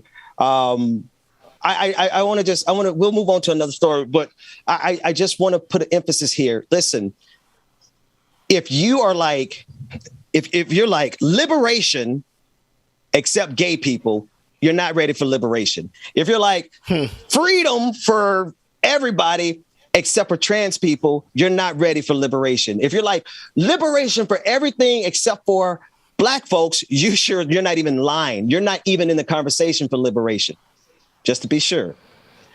But we're dealing with the Republican Party's ability to poke and prod the bigotry inside of us. Let me tell you something. I'm conservative. I'm conservative in how I raise my family. I grew up in the black church. You know I'm conservative. I got sermons out there somewhere. Somebody will find them eventually, right? You know what I mean? I was as anti-LGBTQ as you can imagine, right? But I had to look at myself in the mirror and say, seriously, like what about their lives bothers me? What does it have to do with me? What does it have to? And people have an inability, particularly Christians. The reason I've started including the church, a lot of people had a really big problem when I started, using my church vernacular as an intentional way of growing this community. But one of the reasons I wanted to bring the church community to the table as well is because, they need to hear this too. You cannot sit here and talk to me about morality and point towards trans people and say, look at how bad they are, when I know what's going on in your churches, because I've been at all of them just about. I mean, I know whose deacon is doing who. I know about the family member on the other side of the aisle that I know I know about all, because it's happening everywhere. You cannot preach about morality and stand like you have some high horse to stand on when what's going on inside of the churches. Let me get off the black church for a minute. Let me get off the black church. How dare any of these religious institutions attack anybody about morality? Have you seen the sin of the Catholic Church? Have you seen the bodies of youth who have been molested and abused by men who claim they love Jesus? So if we're really going to talk about morality, I think that there are some men who protest too much. Thou dost protest too much. And I think you guys need to fall back lest we have a global alliance of liberated people who will fight back against this Christo-fascism that is really about your inadequacies as a man because, well, you have small dick energy. Moving on. Yeah, and then go back to the black church real quick because I don't let them off black pastors that get up here in the pulpit and talk about homosexuality in the church, but you got whole ass videos out there. You know what? Woo-hoo. I'm gonna stop. Hello. And then they talking about with no, you know what? So I will leave you with this. Something, if I were to give a sermon, and I don't do that anymore, But I would ask you, like something just dropped on my mind. Please, James, what is the gender of a spirit? Ooh, just like damn, Ben. What's the gender? What is this? Gender what is the neutral, sexuality? What is the sexuality of the spirit? So literally, the thing that's inside of every single one of us is gender neutral and asexual. I just like, well, not necessarily asexual. I might have got that one wrong, but somebody who knows all the Q's and P's and X's. I don't know all of it, but that James, thing on the inside of us. James, you're not going to get the channel canceled. Ben's going to get the channel canceled. Right, David. Okay. Just so y'all know, I have some spiritual literacy. The Bible says that God is a spirit, and they that worship him must worship him in spirit and in truth. So if you could tell me what the gender of a spirit is, if you could tell me the sexuality of the spirit, then I can hear your argument against the LGBTQ community. Until such time, this is a good place for us to take a break. James, drop the gayest song you could possibly drop. Oh, wait a minute. I can do that. Wait a minute. I already know what it is. Hopefully B is in the room. Shout out to B. Let me go say a prayer. B, let's tell him you already know what it is. Got a million things to do today, and you know she's gonna do them. There ain't no doubt. She's got a million. Y'all make sure y'all stay tuned, man, because my gay ass is gonna play some more music, and we'll be right back with the Benjamin Dixon Morning Show. And like it or not, y'all stay tuned. Yeah, she walks on air, and yeah, she does it with such savoir-faire. Yeah. Don't matter what is standing in her way, 'cause you know she gets James Conn, right? Y'all better be glad I can't play what the hell I want to play. She's got what you want. Tadra Call, It's Raining Men, Lil Nas X. Oh, we can go on and on and on. Because you listen to our music all the goddamn time. But you got a problem when we teach the kids and everything about it, huh? Go ahead. Come to mama. Come on. Just come to mama. She'll take care of all of your drama. Baby boy. Just come to mama. Lily, good morning to you. Marshall Reese, good morning. We were worried about you, Mara. We're glad that you are doing okay. So bend the knee, and if you wanna be a knight, you better prove your loyalty.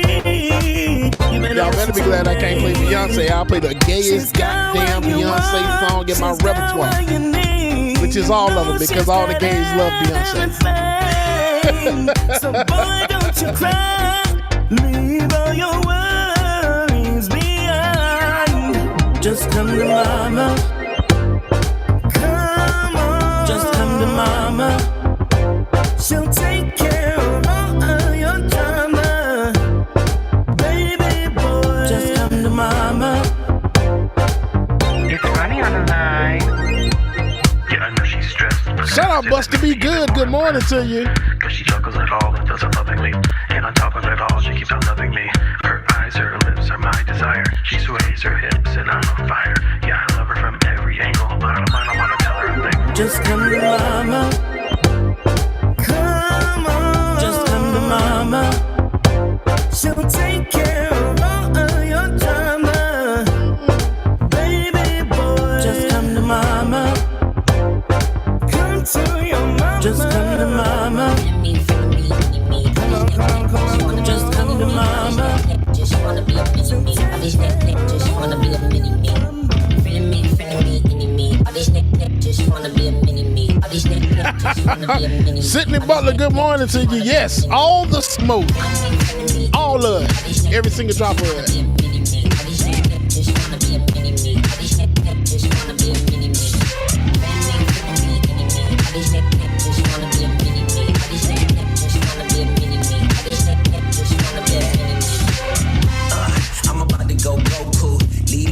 Latino, good morning to you. Big boy GMC 21, good morning. My style and now you so blue. Yeah, now we don't even know you. Your hometown, we don't need go to. Snack Panther, did I speak to you? Good morning to you. Tracy Jones, good morning. Skilla, the whole man killer. Life so free, can't no man kill him. Came from the bottom, was a broke man, get up, still move like 10 man with no found what I'm doing. Pardon me, I get hectic. I survive through the wreckage. You should go look for the exit. New sheriff in town, I get a little reckless. Missed the memo, go check the message. I ain't then came back for seconds. I ain't seen your fake little necklace. Lifestyle decrepit, I should probably expect this. Too much game for your league. This internet connection is irking my soul today, Dwayne. Everything you aim to be, I'm insane and free. You can't tame the beast. Friend of me. All these neck just wanna be a mini me. All these neck just wanna be a mini me. All these neck just wanna be a mini me. Friend of me, enemy. All these neck just wanna be a mini me. All these neck just wanna be a mini me. All these neck just wanna be a mini me. Friend of me, enemy. All these neck just wanna be a mini me. All these neck just wanna be a mini me. All these neck just wanna be a mini me. Friend of me, enemy. All these neck just wanna be a mini me. We can come back when y'all ready.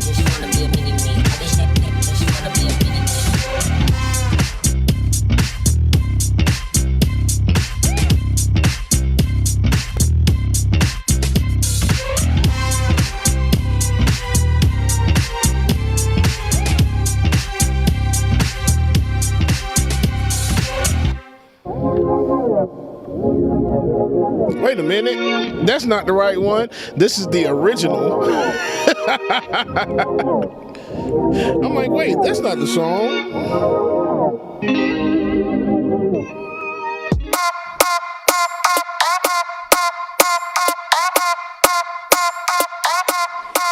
I've been thinking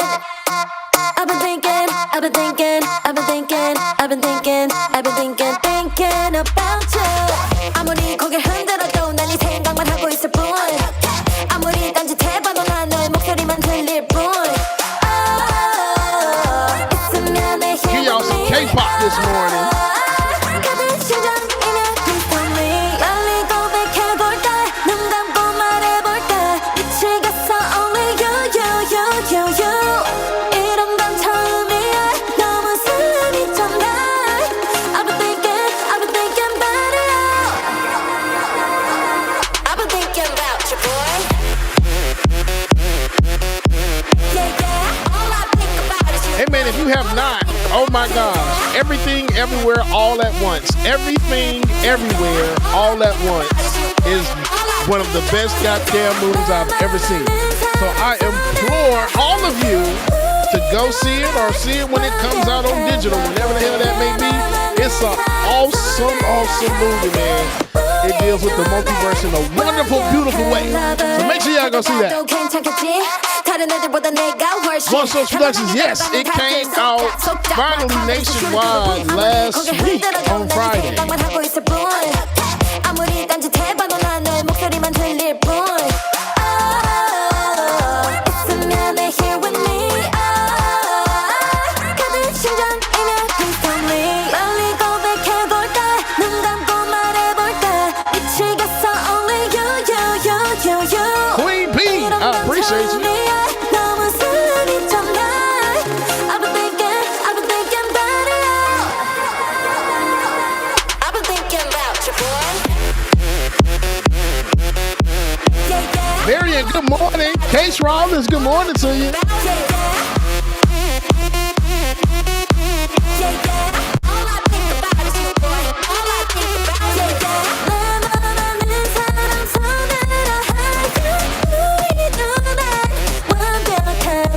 Absolutely, Esther. Make sure you add that to your list. Iris Jones, right. This hip movement in Chattanooga is a lot.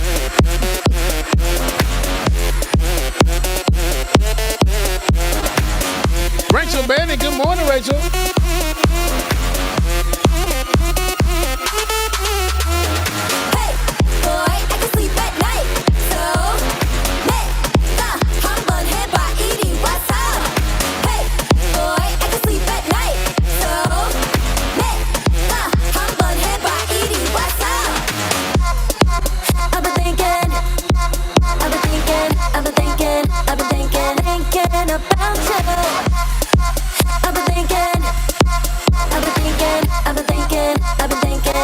One Source, right?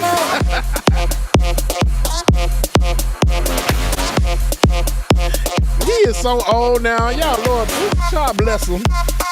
Rest in Poe, baby.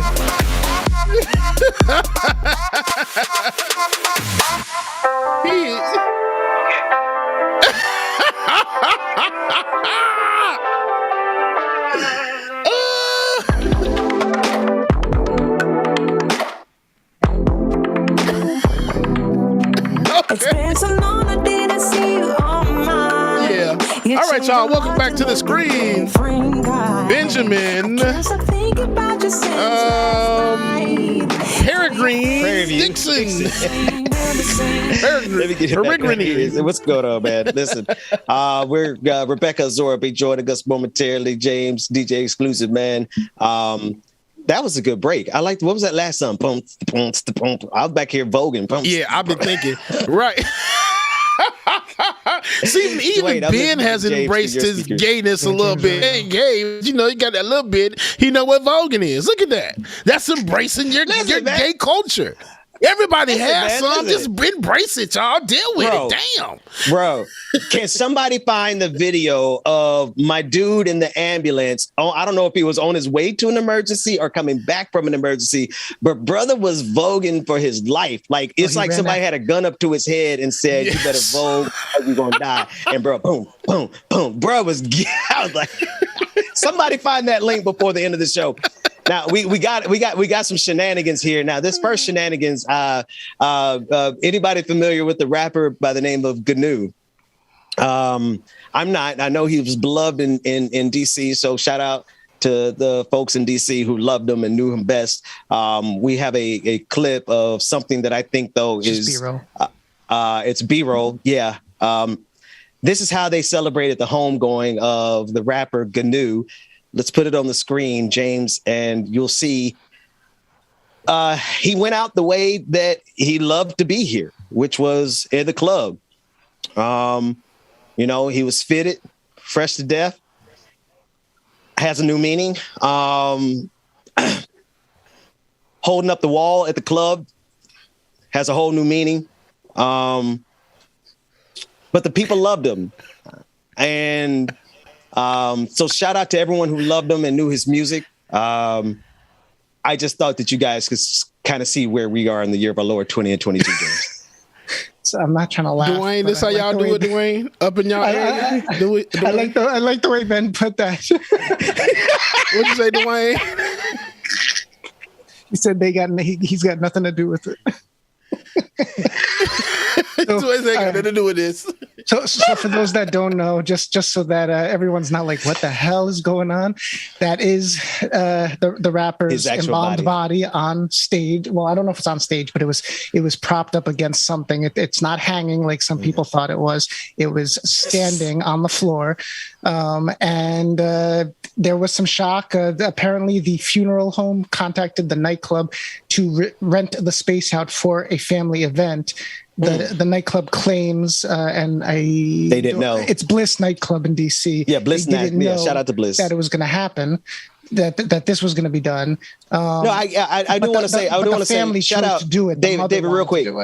David, real quick. I want you to finish that, but I want to shout out to the employees of Bliss because they honestly did not know this was going to happen. There was a sister on Twitter who was like, "Yo, don't blame us. We had nothing to do with it. We just showed up to work, and there was a dead body on stage." I think these people need to be compensated. Sorry, because if I walk into work, bruh, and there's now dead body to be found, I'm quitting, but they didn't quit. The workers, they stayed and they served the family. So this isn't a night. This is not like a normal night at the club. This was a wake, like a pre-funeral service, a repast. Yeah. So shout out to the workers who pushed their way through. Solidarity. Look, and you know what though? Unbelievably, and I ain't gonna say unbelievably, but this happens in Florida, where they will pop up their family members in like different scenes. Because there's another one where they had in Florida. There's a guy in his Cadillac or in his car on the stage. One is he propped up in a chair, just sitting there like he's just. What? Got me a Cadillac. With the sunglasses on and everything. So, yeah, this it's been happening a lot in the South, and it's like between Mississippi and Florida. It's been happening a lot. Ben, the two places that you from, Ben? It doesn't seem that far different from Awake, in my opinion. The only difference is temperature. That's the only difference. David, that's about right. Because listen, with all due respect to the dead, to the bereaving family, maybe we take him off the screen for this part because I don't want to disrespect the memory of Gnu. But bodies melt with all that stuff in them, bro. He was up there like. They really pushed the envelope with that temperature. I hope they had that thing set to like 30 degrees in there, but something tells me it was like 2 degrees from hell in that club. We got someone which probably isn't that. It probably isn't a joke I probably should have used at that point. Anyway, we're going to get ready for Rebecca Azor. We got another story. Cam Newton. She's here. We're just going to give her a minute so I can get off of that story before I say something. Okay. Why Cam Newton? Did y'all hear? Have y'all been paying attention to what Cam Newton is in trouble for? No? Okay. I'll fill everybody in. We got the clip. Let's, there's a clip. We're going to give Rebecca a second to join the conversation, but Cam Newton had some comments on women. And, it's sparking outrage. Let's all take a listen to it together. Cam Newton. I grew up in a 3-parent household. My mom, my father, and my grandmother. I knew what a woman was, not a bad bitch. Okay, what's the difference? A woman. Okay. A bad bitch is, girl, I'm a bad bitch. I'm doing this, I'm doing that. I look the part, but I don't act the part. Okay. A woman for me is handling your own, but knowing how to cater to a man's needs, right? And I think a lot of times when you get that aesthetic of like, I'm a boss bitch, like I'm a this, I'm a that. No, baby, but you can't cook. Okay. You don't know when to be quiet. You don't know how to allow a man to lead. Oh, he ran into a freight train at the end. It was like touchy. Oh, bruh. Hey, Rebecca Azor, Queen Azor's in the house. How's it going, sis? You're on mute. I didn't need a second. Did she say that? Did she say that? Good morning, Rebecca. Good morning. I didn't need a second. It was because my audio had changed. I keep hitting the microphone thing. But no, I wish you guys would have introduced me first before we got into that story, because it would suck for me to just go into, uncomfortable mode with that conversation, because I'm the only woman to speak on that. Of how he feels on, or his statements. But good morning, everybody. Sorry I'm late to the party. But Cam Newton, whom I love, is, and not because his sports or anything. When I was in school, I know he was playing, but over there in Tallahassee. But other than that, he's just fine to me. Now, his comments are his own, right? His comments are how he feels about, women, but it's almost like, I think it's his tone. There are a lot of men, like Cam Newton said this. Cam Newton has money. Cam Newton is one of those people who got a mic, podcasting out here in these streets. You know what I'm saying? These men out here podcasting and they're sharing their views. It's the ones who, Cam Newton could say this and still go be great. It's the ones who's retweeting, and you click on their pictures and you see their jobs and you see their bodies, and you see that they can't even, they not the ones that are like, So you saying Cam Newton can say this, but other dudes can't? Wait. He can is say that what you say, Rebecca? Money? Is that what you're saying? That's not what I'm saying. I was just about to say, because goddamn it, no. I'm the one, like, I say this because there are so many people who are taking Cam Newton's statements. I'm not saying it's because he has money, but I'm saying because he has money, this ain't really going to affect him. Because he has fame and clout, it's not really going to affect him. The ones who really out here trying to date, trying to be with women, and are pulling on his words and utilizing this, and also to lead like really abusive or aggressive conversation surrounding especially black women. When we think of bad bitches, right? What do we think of? I'm not going to think of nothing but black women. When we think of the type of women that he won't, it's like coming from a black man, it's just this conversation gets really, really touchy. And I think that it's just preference. I'll say this, it's just his preference. And it's, this is what he wants. Women who hear this and still want to F with him or still want to mess with him, that's on you. In today's world, everybody is being very loud and proud about their preference. Sometimes it does hit I don't like the way his comments were. I don't like his tone. But at the end of the day, he's not the type of guy that I would go for. And he's saying that who he would go for and what he wants and things like that. I think it was his tone that a lot of women were disturbed with, because it was given like, I need submissive, I need that in the home, by the kitchen, covered up when I need her to be. But that's his preference. But at the same time, when you spitting on the mic at that level, and there's so many men who look up to you and think that they could go outside and utilize that same rhetoric, but they can't even fix no cars. They can't even, and then they ain't got no money. You know what I'm saying? If they can't oil change your vehicle, but be wanting and expecting something like that in a woman, get your house in order first. There's levels to this thing.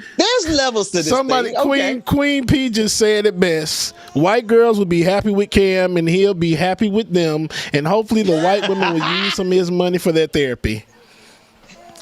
And or the white women won't. It's giving big white woman energy. Or the white women won't kill him and try to get away with it. So and try to get away with it after and go drink and then be chilling at the club the next day. Go ahead, Dwayne. Dwayne. I don't. How much time we got left? 10 minutes? All right. 13. So this opens up like a much deeper conversation, right? Because and this is not black women, white women, whatever. Just women in general have been saying for years, like, I want a man that's going to lead. I want a man that's going to take care of me. X, Y, I'm going to pray for you, Dwayne. But I'm going to pray for you as you finish this sentence. Look, I know what's coming. This is Dwayne. This is Dwayne and his comments only. I know what's coming from me, right? But so the same women that have been shouting that for so long are the first ones to condemn Cam Newton for saying, I want my woman to be submissive, X, Y, and Z. You know what I mean? So it's like, you can't have your cake and eat it too.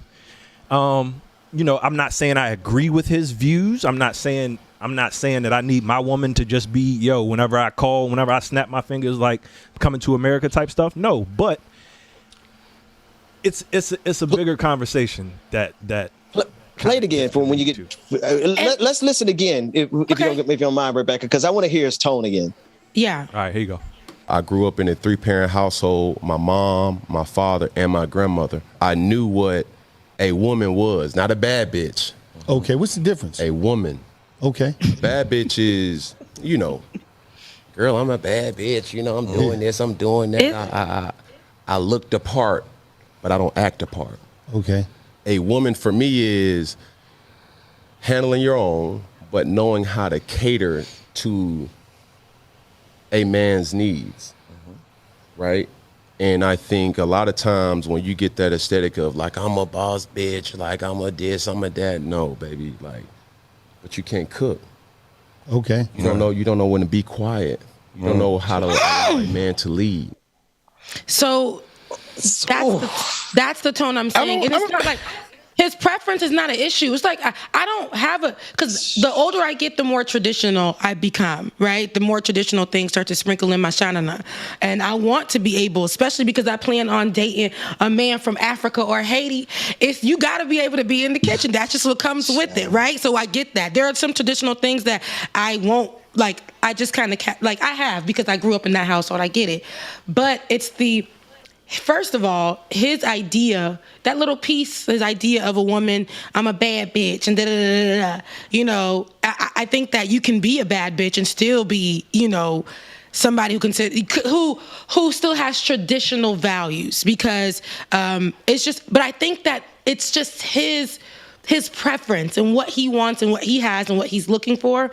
But then again, him saying, you know, a woman who has her own but is able to contribute to her man's needs and things like that. That's also a weight of what a woman has. You know, a man, traditionally gets to go out, gets to do what he needs to do, like work, and then come home and he has a meal for him. So now he's expecting not only the woman to do those things for him, and if there's children, to take care of the kids, of course, but to have her own. So like at the same time, be not a bad bitch, but a boss bitch, and then, you know, be able to take care of her man and possibly the kids and the household, because that's probably what he's seen growing up. Some women don't want that, but that's what he wants. That's his preference. Now, I did see a little bit more of the interview, and he did, in a way, call out the men. And I can't specifically remember what he said, but he did actually, in a way, condemn the men as well. Now, if a man is looking for a bad, you know, what they're saying, a bad bitch. I keep saying that and it's hilarious. But if the man is looking for a bad bitch, then he needs to make sure that he has what it takes to get that. You can't be saying, that's what I'm looking for. I see a lot of these men on these mics. Like I said, they will invest in the microphone, but you go to their bathroom and behind their toilet seat is ridiculous because they don't know how to clean that up. They will invest in the microphone to put down women, but cannot at all, for the life of me, know how to put a screwdriver into a screw and get things done. You see, but this is what if you want a woman to go cook, we gonna need men to go make sure you're making money for real, and make sure you're able to do things around the house, mow the lawn. If you want a woman to make sure she's able to take care of the kids, if you want to make it traditional, that's what we're gonna have to be. That's the conversation. So you can't be out here saying that you want a submissive woman and you can't even put nothing together. When the refrigerator is broken, it's leaking, you can't do nothing to put it together, and then you ain't got no money to call the repair man. But it's the part where he said, "You don't know how to be quiet for me." That just kind of threw everything else out the window. Too. That was disturbing too. But look, now, I'm a woman. I talk a lot, as you guys can see. I talk a lot, and there are times where I might get with the man. And like I said, this is for me. This is my preference, just like it was Cam's preference. When I'm in the room sometimes, and if a guy allows me to, that was a guy too. If a guy allows me to, see, I will. You heard the ringtone the way. You need to be quiet. You need to be quiet. No, if a guy allows me to. Watching Rebecca go off right now, like, hey. Somebody watch it, bro. Her lying ass. They were like, she lying on TV. If a guy allows me to, because I'm so dominant, you know, it's gonna be like if you can't get me together, if you can't look at me. And then it hits me in my soul where it's like, okay, I might be doing a little bit too much. Because sometimes I do a lot, and sometimes I will. I just don't think Cam has the right to declare all those things simply because he has money. Does he have anything worthwhile to say for a woman to shut up? He's still gonna. What I'm saying is, he's still gonna get women. Period. Who cares? They're gonna look at just because he has money, and but they're does he have going to anything continue to be like, I will be quiet for Cam. I will be submissive for Cam. Now, the guys who are who really are like gassing him up just for that part. Like I said, he did have the conversation about men as well. You got to watch the full interview. However, those comments saying, you need to know when to be quiet. In that tone, there are some women who can understand that. There are some women who are okay with that. Now, there are other women who saying, "What the hell?" Look at how you simultaneously. I love you. You are simultaneously. Because I don't want to say a bad guy, but you also, are very like. But I'll be quiet if you tell me to. No, right? Then it's like my mind is all over the place right now. But that's almost. You gotta understand. Traditionally for me, like especially growing up in my household. There are things that I will take, and there are things that I won't. I'll be in the room with my man, and sometimes y'all see my mouth. Sometimes it goes here, there, everywhere. Mm-hmm. And instead of my man being like, trying to rough me up, all he got to do is give me a look, and I'm gonna be like, oh, rough you up. Dang.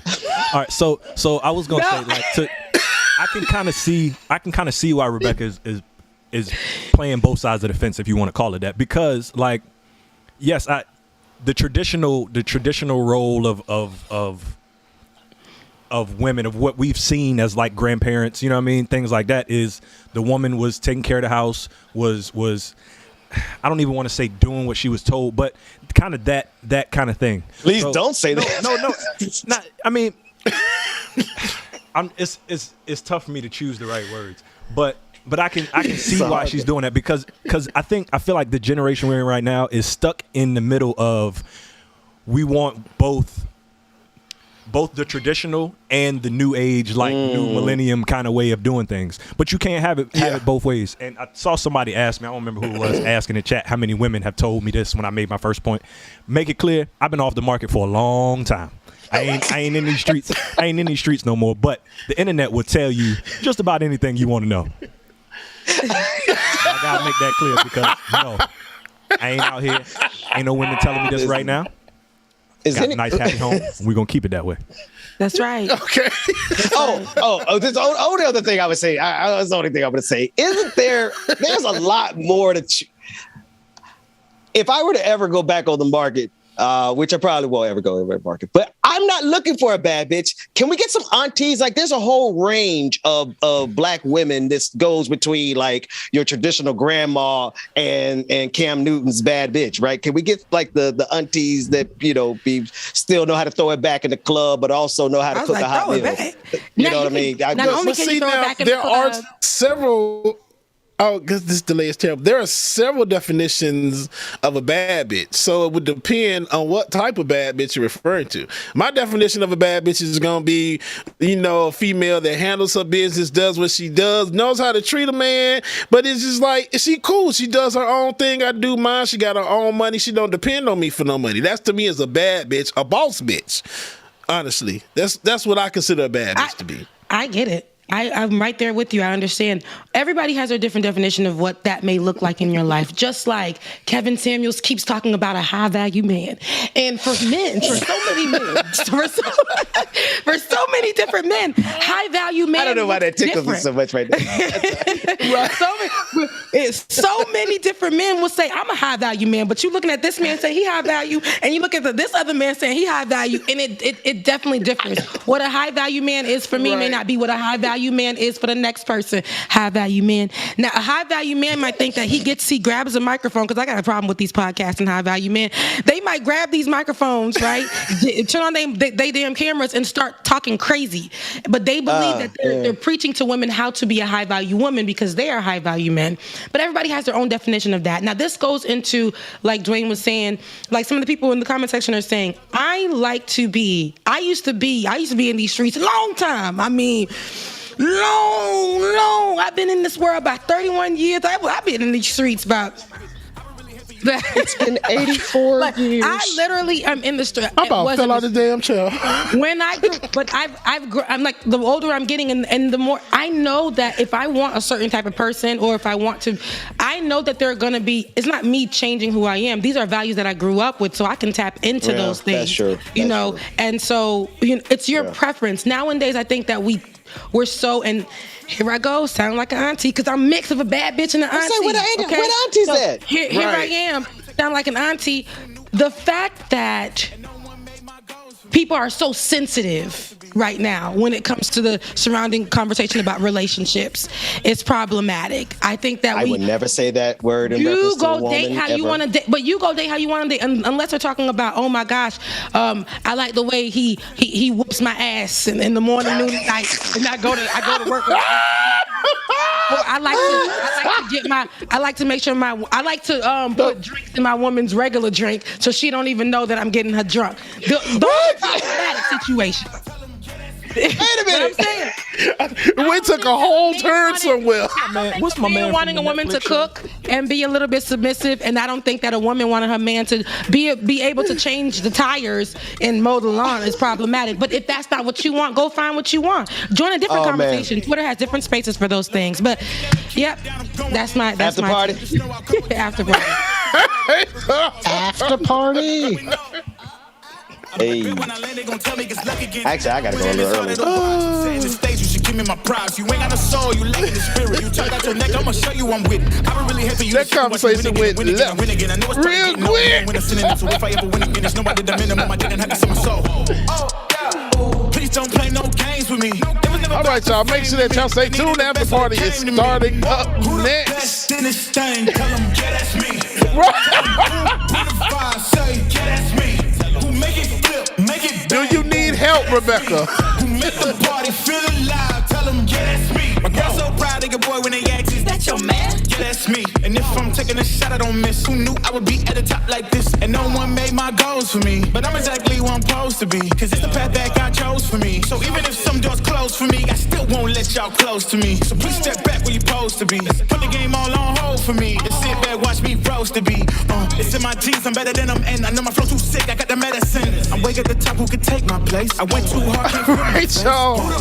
We thank y'all again for tuning in. We are now going to the after party, man. And you too can get access to the after party by going to patreon.com/LikeItOrNot, patreon.com/the BPD show.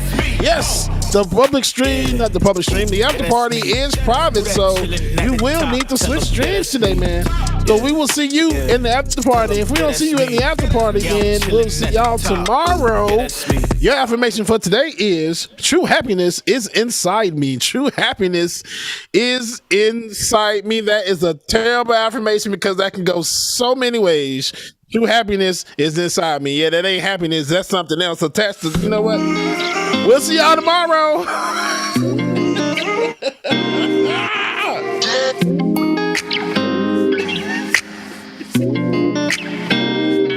All I see is blessings, got no time for stressing. Don't believe in failures in my life, it's only lessons. They just making room for what I'm on now. I don't got a clue, but I know the one who does know how.